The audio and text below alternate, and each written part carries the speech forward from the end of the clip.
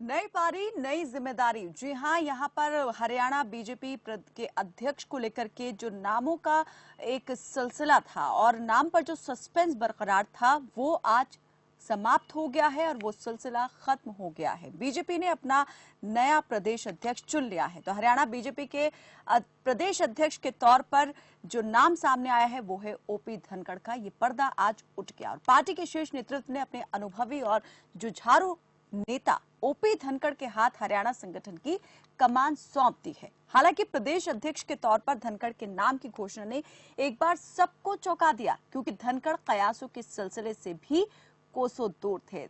तो आज करेंगे बात कि ये जो नाम सामने आया है ये कितना अहम हो जाता है। आपके साथ रहूंगी मैं, आपकी मेजबान कायनात अंसारी, और हमारे साथ जुड़ेंगे कई मेहमान जो बढ़ाएंगे इस बातचीत के सिलसिले को आगे। लेकिन आज जो यहाँ पर ये सस्पेंस खत्म हुआ है, इसके बाद जो है और कितनी चीजें आगे आने वाली हैं।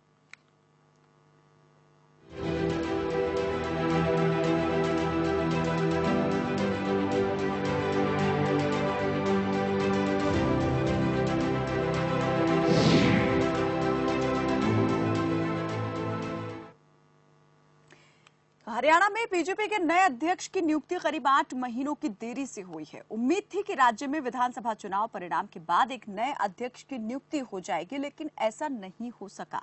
और जब लंबे इंतजार के बाद प्रदेश अध्यक्ष के तौर पर धनखड़ का नाम सामने आया तो ये चौंकाने वाला था, क्योंकि जब से प्रदेश अध्यक्ष के नाम को लेकर चर्चा शुरू हुई थी उस वक्त फरीदाबाद से बीजेपी सांसद कंवरपाल गुर्जर का नाम सबसे आगे था। लेकिन बीजेपी के राष्ट्रीय अध्यक्ष जेपी नड्डा ने ओम प्रकाश धनखड़ को हरियाणा बीजेपी अध्यक्ष नियुक्त किया है। 30 साल से ज्यादा के राजनीतिक करियर में ओपी धनखड़ अब एक नई जिम्मेदारी, नई पारी की शुरुआत करेंगे। हरियाणा के नए अध्यक्ष जो है आरएसएस, किसान मोर्चा और एबीवीपी से भी जुड़े रहे हैं, और ओपी धनखड़ की छात्र जीवन की राजनीति से ही जेपी नड्डा से दोस्ती रही है। तो दूसरी तरफ ओपी धनखड़ जाट समुदाय से भी आते हैं। तो सवाल यह है कि क्या ये नई जिम्मेदारी राष्ट्रीय नेतृत्व से करीबी संबंधों का सिला है, या फिर अनुभव के बल पर धनखड़ ये पद पाने में कामयाब रहे, फिर पार्टी के सोशल इंजीनियरिंग के फॉर्मूले में धनखड़ फिट बैठते हैं, इसीलिए ये जिम्मेदारी उन्हें सौंप दी गई है। कई मेहमान हमारे साथ जुड़ चुके हैं, सबसे आपका तारुफ करा देते हैं, उसके बाद करते हैं चर्चा की शुरुआत। प्रवीण अत्रे हमारे साथ बीजेपी के प्रवक्ता जुड़ चुके हैं, बाल मुकुंद शर्मा कांग्रेस के प्रवक्ता हमारे साथ जुड़ गए हैं, और राणा ओबरॉय वरिष्ठ पत्रकार भी हमारे साथ जुड़े हैं। आप सभी का बहुत स्वागत है हमारे साथ इस चर्चा में जुड़ने के लिए। सबसे पहले सवाल यहाँ पर प्रवीण अत्रे जी आपसे। प्रवीण जी, यहाँ पर सभी नामों को पीछे छोड़ते हुए, कयासों पर विराम लगाते हुए बीजेपी ने नाम की घोषणा कर दी है और अपने पूर्व कैबिनेट मंत्री पर हरियाणा का जो नेतृत्व है उसने भरोसा जताया है। क्या मानते हैं कितना ज्यादा अब आगे ले जाने में यहाँ पर अपनी भूमिका अदा करने वाले हैं ओपी धनखड़, और कैसे विरोधियों के लिए एक कड़ी चुनौती बनेंगे? देखिए कायनात, जैसा कि आपने भी शुरुआत में कहा था कि बहुत ही जुझारू प्रवृत्ति के हैं ओम प्रकाश धनखड़ जी। ओम प्रकाश धनखड़ जी का 40 साल का राजनीतिक जीवन पार्टी के साथ है। उन्होंने पार्टी के अंदर संगठन में अलग अलग पदों पे काम किया, जैसे कि आपने भी जिक्र किया, संघ के स्वयं सेवक रहे ओपी धनखड़ जी, एबीवीपी जो छात्र इकाई है उसमें काम किया, किसान मोर्चा के राष्ट्रीय अध्यक्ष रहे हैं, पार्टी सचिव रहे हैं। तो संगठन के अलग अलग पदों पे जिम्मेवारी का निर्वहन करते हुए उन्होंने हर बार अपने आप को साबित किया है, और उनकी इस कर्मठता की वजह से, उनके जुझारूपन की वजह से और उनके ग्रास रूट लेवल पे कार्यकर्ताओं के साथ जुड़ाव की वजह से, प्रदेश में जनता के साथ जमीनी स्तर पे जुड़े होने की काबिलियत की वजह से पार्टी ने अपनी तय प्रक्रिया के तहत उनको प्रदेश अध्यक्ष की जिम्मेवारी दी है। स्वाभाविक है, जिस तरह की कर्मठता ओम प्रकाश धनखड़ जी की है, पार्टी को और आगे बढ़ाएंगे, पार्टी और ज्यादा बेहतर करेगी, हरियाणा में मजबूती के साथ काम करेगी, ये सब स्पष्ट नजर आ रहा है। बाल मुकुंद जी, ये पार्टी का अपने अनुभवी नेता पर विश्वास है या फिर एक प्रयास है? देखिए, सर्वप्रथम तो जो नियुक्त हुए हैं नए प्रधान, उनको धनखड़ साहब को मैं मुबारकबाद देता हूँ अपनी पार्टी की तरफ से और अपनी तरफ से। तो ये पार्टी का बिल्कुल व्यक्तिगत अंदरूनी मामला होता है। उन्होंने जिस अध्यक्ष को नियुक्ति पत्र दिया है, तो मैं समझता हूँ वो बेहतर काम करेंगे अपनी पार्टी के लिए। पार्टी के लिए बेहतर काम करेंगे, लेकिन विपक्ष के लिए मुसीबतें खड़ी करेंगे। नहीं, ये देखिए, आज पहला दिन है। प्रजातांत्रिक व्यवस्था में इन चीजों का स्थान नहीं होता। हम ऐसे लोग नहीं हैं। हमने तो बुनियादी ढांचा सीखा है राजनीति का। राजनीति में, प्रजातंत्र में विपक्ष की महती भूमिका, सरकार से भी ज्यादा भूमिका होती है विपक्ष की। जहाँ विपक्ष ही नहीं रहेगा वहाँ तो फिर आप समझ लो, कल्पना ही नहीं की जा सकती प्रजातंत्र की। और जिस तरीके से हमारा देश है, विश्व का सबसे बड़ा प्रजातंत्र है, विश्व की सबसे ज्यादा आबादी हमारे देश में है, और इतना अच्छा एक गंगा जमनी तहजीब हमारे देश में। प्रजातांत्रिक मूल्यों की रक्षा करने के लिए बहुत बड़ा बलिदान दिया हम लोगों ने, पीढ़ियों ने बलिदान दिया है। इसलिए विपक्ष के रोड़े अटकाएंगे ये कोई बहुत बड़ा विषय नहीं है। हम मुकाबला करेंगे इन लोगों से जो इनकी विचारधारा से, व्यक्तिगत संबंध हो सकते हैं अब अपने, लेकिन हमारी विचारधारा, इनकी विचारधारा है लोगों में। नहीं, वो बात बिल्कुल ठीक है, आपकी व्यक्तिगत संबंध अलग होते हैं, लेकिन राजनीति में कोई सगा या कोई जो है पराया नहीं होता है, कोई दुश्मन नहीं होता है। राजनीति में एक ऐसा, यहाँ पर ये कह सकते हैं कि परिवार होता है, राजनीति का दंगल होता है।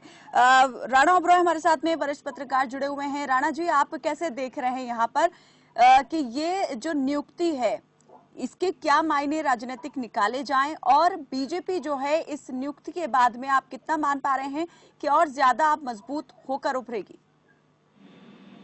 मैम, जो भाजपा ने फैसला लिया है तो उनके फैसले को हम चुनौती तो नहीं दे सकते। उन्होंने सोच समझ के ही फैसला लिया है और उनके हिसाब से एक अच्छा नेता उन्होंने प्रधान के रूप में लिया है।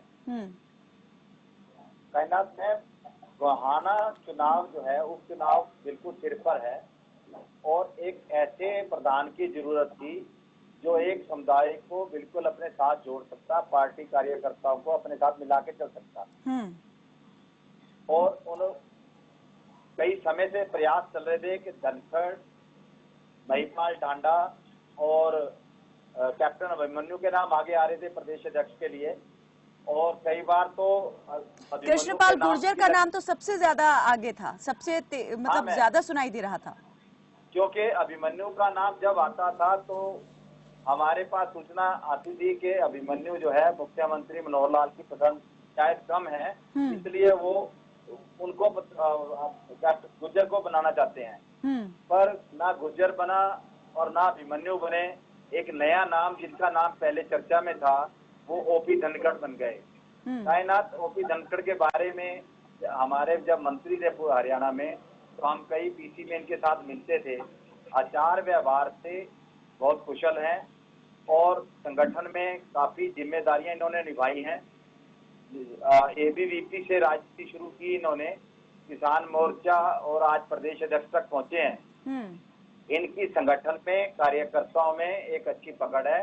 और सबसे बड़ी बात है कि ये एक शिक्षक रहे हैं कायनात मैम, एक स्कूल में शिक्षक रहे हैं, और शिक्षक जो है वो सबका प्रिय होता है और अपने संगठन को। ओबरॉय जी, मैं ये जानना चाह रही हूँ कि आप देख रहे हैं, इस बात को महसूस कर रहे हैं कि ये जो नियुक्ति है कहीं ना कहीं बड़ौदा उपचुनाव को मद्देनजर रखते हुए की गई है और उसके लिए बहुत अहम मानी जा रही है, और ये भी यहाँ लगता है कि क्या ये एक प्रयोग है या फिर ये एक प्रयास है? बिल्कुल सही प्रयास और सही प्रयोग हम मान सकते हैं कायनात मैम, क्योंकि बड़ौदा उपचुनाव में भूपेंद्र हुड्डा का मुकाबला करने के लिए एक मजबूत जांच नेता चाहिए था, और भाजपा को धनखड़ जो है रोहतक लोकसभा से भी चुनाव लड़ चुके हैं, तो उनका वहाँ क्षेत्र भी संपर्क भी रहा है उस क्षेत्र में, और इस चुनाव में जीत के लिए वो एक सही सफल प्रधान साबित हो सकते हैं। जी मैम। बाल मुकुंद जी, अब जो एक जाट चेहरा कांग्रेस के पास में था बड़ा, अब उसके मुकाबले में एक और बड़ा चेहरा बीजेपी ने लाके खड़ा कर दिया है। बड़ौदा उपचुनाव की डगर अब मुश्किल लग रही है। नहीं, देखिए, ये भी प्रजातंत्र की एक विडंबना है कि राजनीति में इस तरीके जातिगत आधार पर फैसले होते हैं। इसमें तो योग्यता एकमात्र विकल्प रहता है प्रजातंत्र में। जहाँ तक अगर बात ये आपने भूपेंद्र सिंह हुड्डा अधिकारी का जिक्र किया, तो मैं समझता हूँ मुकाबला करने की विषय नहीं है। वो हमारा ऐसा क्षेत्र है बड़ौदा जहाँ से 3 बार कांग्रेस जीती है। और हरियाणा निर्माण से आज तक बीजेपी कभी वहां जीती नहीं। जीतना तो दूर की बात है, कभी जमानत बता पाई है। पहली बार ये भी उदाहरण का एक कैंडिडेट था, योगेश्वर दत्त, एक लड़का है जो अपना इंडिया खेल के आया था, लोगों में भावनात्मक उसके प्रति लगाव था, तो वो मुकाबले में आ गया। नहीं तो बीजेपी कभी गुहाना, सोनीपत, रोहतक, जलंधर, जींद, यहाँ का इनका बीजेपी का परिवेश रहा नहीं। बीजेपी एक जीटी रोड बेल्ट पे कभी जमानत बता पाई या 2-4 सीट कभी आई हरियाणा निर्माण से, 2, 4 और 6 सीटें आई है। गठबंधन में 11 और 13 सीटें आई। ये हरियाणा में बीजेपी का इतिहास रहा। इससे ज्यादा 13 से ऊपर 14 आती हूँ अत्रे जी आपकी तरफ। ये पहली मर्तबा नहीं, आज क्योंकि मैं इतनी बात करना भी नहीं चाहता था, पहली मर्तबा ये था कि सरकार सत्ता में आई बीजेपी, और जब सत्ता में आई तो 3-3 बार हरियाणा दौड़ाएगा इन्होंने काम किया। तो आप इसको मल्लम पट्टी के रूप में देख सकते हैं, लेकिन फिर भी मैं ये कहता हूँ कि इनको मुबारकबाद है। आज नया अध्यक्ष बना है, 6-7 महीने के इंतजार के बाद यही सुनने में मिलता था, अब वो बन गया, कल वो बन गया, परसों वो बन गया, अब उनका नाम पर मोहर लगी, अब उनको बुक्के दिए जा रहे हैं, उनकी मिठाई बांटी जा रही है, यही सुनने में आता रहा। अब ठीक है, अब वो अध्यक्ष बने हैं, एक पार्टी बगल में खड़ी है, बड़ौदा उपचुनाव भी है, वो काम करेंगे, उनका संगठन काम करेगा। हमारा संगठन आदरणीय कुमारी शैलजा जी के नेतृत्व में पहले से तत्पर काम लगा, और प्रजातंत्र में एक हेल्दी वो होगा, मुकाबला होगा। तो कांग्रेस पार्टी चुनाव जीतेगी, ये तो इनको बीजेपी वाले भी मान रहे हैं, तो वो तो मुकाबला ही नहीं है कहीं भी। अत्रे जी देखिए कायनात, 2-3 चीजें हैं। पहली चीज तो ये है कि कांग्रेस के प्रवक्ता एक बात ये कह के कि मैं कहना नहीं चाहता था, उसके बावजूद जिस तरह की राजनीति उन्होंने की, थोड़ा सा बातें कहना चाहूंगा। देखिए, भारतीय जनता पार्टी वो पार्टी है जिसके अंदर लोकतांत्रिक व्यवस्था है, एक तय प्रक्रिया है जिसके तहत अध्यक्ष का चुनाव होता है। ओम प्रकाश धनखड़ जी को ये जिम्मेवारी दी गई। ये वो पार्टी नहीं है जो किसी परिवार की बपोती हो या किसी परिवार के मालिकाना हक वाली पार्टी। 2014 से पहले भी हमारे विरोधी इस तरह की बातें करते थे, लेकिन हुआ ये, चाहे केंद्र की बात करें, प्रदेश की बात करें, कांग्रेस का नामो निशान ना केंद्र में बचा, और प्रदेश में आपने देखा लगातार 2 बार क्या हालात हुए। सबसे बड़ी बात ये है, बड़ौदा लेकिन उपचुनाव चुनौती तो के कड़ी थी। बारे में जिस तरह के दावे कांग्रेस के प्रवक्ता कर रहे हैं, वो भूल रहे हैं इस तरह के दावे 2019 के पार्लियामेंट चुनाव से पहले राहुल गांधी राष्ट्रीय स्तर पे करते थे। लेकिन नतीजा क्या निकला, हालात क्या हुए, और इसी तरह के दावे विधानसभा चुनाव से पहले होते रहे, चाहे 2014 की बात करें, 2019 की बात करें। नतीजा क्या निकला सारा प्रदेश जानता है। जींद उपचुनाव से पहले कांग्रेस इस तरह के दावे करती रही, राष्ट्रीय स्तर के अपने नेता को चुनाव में लेके आई, नतीजा क्या हुआ सारा प्रदेश जानता है। तो जहां तक बात भारतीय जनता पार्टी और कांग्रेस की है, देखिए बहुत बड़ा फर्क है। भारतीय जनता पार्टी लोकतांत्रिक प्रक्रिया पे चलने वाली पार्टी है, कांग्रेस एक परिवार के मालिकाना हक वाली कंपनी है। मालिकाना हक वाली कंपनी के आज हालात ये हैं, केंद्र में विपक्ष का नेता चुनने तक का अधिकार देश की जनता ने उनसे छीन लिया। प्रदेश के अंदर ये वो पार्टी है जो अपने अध्यक्ष की पिटाई तक कर देते हैं। तंवर साहब के साथ क्या किया इन लोगों ने आपने देखा। अभी तो देखिए कुमारी शैलजा जी अध्यक्षा हैं, और उम्मीद करूंगा कि कांग्रेस के कार्यकर्ता कम से कम उनके साथ तंवर जी जैसा व्यवहार नहीं करेंगे।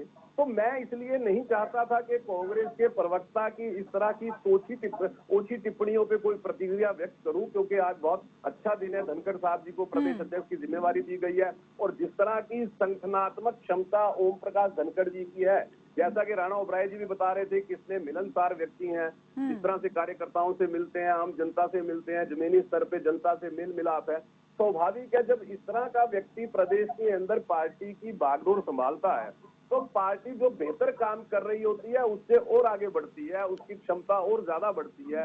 और जब इस तरह की क्षमता पार्टी की बढ़ती है, तो विरोधी दल जो है वो बेहतर, देखिए सकारात्मक टिप्पणी करने की बजाय नकारात्मकता पे उतर आते हैं। और मेरा बड़ा स्पष्ट मानना है, जब कोई व्यक्ति नकारात्मकता पे उतरता है, नकारात्मक टिप्पणियां करता है, तो समझो वो अंदर से घबरा रहा है, उसके अंदर एक डर पैदा हुआ है, और वो डर उसको मजबूर कर रहा है कि वो नकारात्मक बातें करे। मैं ये यहाँ पे कहना चाहूंगा, तो आप ये कह रहे हैं कि कांग्रेस डर रही है, और बाल मुकुंद जी जो बातें कर रहे हैं वो एक डर ही है जो इस तरह से सामने आ रहा है।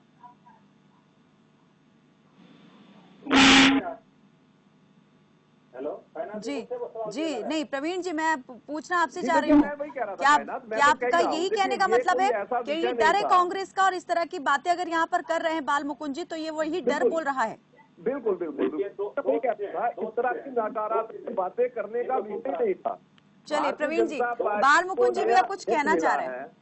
भारतीय जनता पार्टी को नया अध्यक्ष मिला प्रदेश के अंदर, और मुझे लगता था किसी भी आती तरह हूँ की बाल मुकुंद जी आपकी नकारात्मक तरफ। टिप्पणी की कोई गुंजाइश यहाँ पे थी। मुझे नहीं लगता कि किसी भी तरह की राजनीतिक नकारात्मकता दिखाने की गुंजाइश यहाँ पे कोई चलिए थी। बाल मुकुंद जी, परंतु यहाँ पर इसके मैं बाद आपसे ये जानना चाह रही हूँ, आप क्या मानते हैं कि ये अनुभवी नेता पर बीजेपी ने दांव खेला है या जातीय समीकरणों को साधने के लिए दांव खेला गया है ओम प्रकाश धनखड़ पर? देखिए, पहले मैं उन प्रवक्ता का जवाब दे दूं बीजेपी के। हम्म, कांग्रेस की जो रीति नीति है, इस तरीके से ये कह देते हैं परिवार की बाबत है, ये विषय परिवार का नहीं है, विषय संबंधों का है। अगर मेरी भी किसी से संबंध होते हैं तो वो भारतीय जनता पार्टी का भी कार्यकर्ता हो, कांग्रेस की बात छोड़ो, हम पीढ़ी दर पीढ़ी निभाने वाले लोग हैं। और ये जो कांग्रेस की बात करते हैं, बीजेपी के प्रवक्ता लगाओ या बीजेपी के जो लोग लगाओ, इनका ये है कि आज काम निकला और कल उनको धक्के मार के निकाल दिया। तो ये संस्कृति होती है, हमारी संस्कृति है। अगर मेरे किसी से संबंध होगी, बीजेपी के प्रवक्ता से अगर मेरे संबंध है, तो मैं पीढ़ी दर पीढ़ी हम सोचते हैं हमारे बच्चे भी इनसे निभाए। लेकिन इन लोगों की संस्कृति ऐसी है कि काम निकले चलते बने। तो इसमें जमीन आसमान का फर्क है। दूसरा मैं ये कहता हूँ कि आज भी मैं ये कहता हूँ, बीजेपी का नया अध्यक्ष बना, उनको बहुत मुबारक, और वो उनकी पार्टी को मेहनत से काम करें। ये तो प्रजातंत्र में एक एलसीडी हमारा जो चलता है, विचारों की अभिव्यक्ति है, विचारों का अपना फर्क है। हम शांति और भाईचारे के प्रतीक माने जाते हैं देश में और पूरे वर्ल्ड में। ये लोग बंटवारे का और विद्वेष भावना फैलाने वाले लोग हैं। यही फर्क है। व्यक्तिगत संबंध मेरे बीजेपी के लोगों से भी हैं और दूसरी पार्टियों में हमारे होते हैं, पारिवारिक संबंध भी होते हैं। जो आपके सामने प्रवक्ता बैठे हैं परवीन अंग्रेजी, हम सभी हमारे पारिवारिक संबंध रहे हैं। हमने तो कभी ऐसा महसूस नहीं किया। लेकिन हम ये बिल्कुल हम कहते हैं कि हम तो जिससे हमारे संबंध है वो लगातार रहते हैं। पार्टी हमारे 3-3-4 यानी जो नेता अभी छोड़कर चले गए उनसे भी संबंध अभी बरकरार है कांग्रेस के? जो कांग्रेस छोड़कर नेता चले गए हैं उनसे भी संबंध अभी बरकरार है? बिल्कुल बिल्कुल नहीं, मैं ये कहता हूँ वो हमारा सामाजिक परिवेश है, सामाजिक ताना बाना है जी। हमारा राजनीतिक अलग मतभेद हो सकते हैं, लेकिन एक संबंध जिससे आपके आज हैं। अगर संबंध इतने मधुर रहते बाल मुकुंद जी, फिर क्यों कांग्रेस के अपने नेता इतने नाराज और खफा से दिखाई देते हैं, पार्टी का साथ ही छोड़कर चले जाते हैं? अगर संबंधों में यही मधुरता कांग्रेस बात करती है कि हमेशा बनाए रखते हैं। जी प्रवीण जी। देखिए कायनात, यहाँ पे सवाल ये नहीं है कि कांग्रेस के नेता पार्टी छोड़ के चले जाते हैं, वो तो सभी देख ही रहे हैं। लेकिन यहाँ विषय दूसरा है, आप उनकी पिटाई करके पार्टी से निकाल देते हो। साहब ये कौन से पीढ़ी दर पीढ़ी संबंध हुए जहां आप अपने नेताओं की, अपने अध्यक्ष की पिटाई भी करते हो तो फिर पार्टी से भी निकाल देते हो? ये कौन से पीढ़ी दर पीढ़ी संबंध हुए? देखिए सामाजिक संबंध होना एक अलग विषय है, राजनीति एक अलग विषय है। सामाजिक स्तर पे आपस में संबंध होते हैं, मिलना मिलाना होता है, आपसी भाईचारा होता है। लेकिन राजनीति विचारधारा की लड़ाई है। भारतीय जनता पार्टी की विचारधारा देश प्रेम की विचारधारा है, राष्ट्र प्रेम की विचारधारा है, आपसी सद्भाव की विचारधारा। कांग्रेस की विचारधारा देश को बेचने की है, जनता को लूटने की है, किसानों को लूटने की है, और इसके हजारों उदाहरण हैं। मुझे लगता है कि अगर बाल मुकुंद जी आऊंगी आपकी तरफ। लेकिन यहाँ पे अंतर केवल ये है कि अगर आप किसी विषय पे चर्चा करने के लिए बैठते हो, एक पार्टी ने अपने नया अध्यक्ष जो है उनको पदभार दिया है, बेहतर होता नहीं। चलिए राणा जी की तरफ मैं जाऊं से पहले बाल मुकुंद जी की तरफ मैं जल्दी से चाहूंगी अपनी बात रखिए। पहले अपने गिरेबान में जी बाल मुकुंद जी जल्दी अपनी बात पूरी कीजिए। और जो सवाल मैंने आपसे किया था कि क्या लगता है ये जो दांव है एक अनुभवी चेहरे पर लगाया गया है या जातिगत समीकरणों को साधने के लिए लगाया गया है, इसका जवाब जल्दी। देखिए आज जो बीजेपी पार्टी है एक परिपक्व पार्टी हो चुकी है। भले ही वो 2 एमपीओ से शुरुआत हुई होंगी, वो की स्थापना हुई, लेकिन आज बीजेपी एक परिपक्व पार्टी है।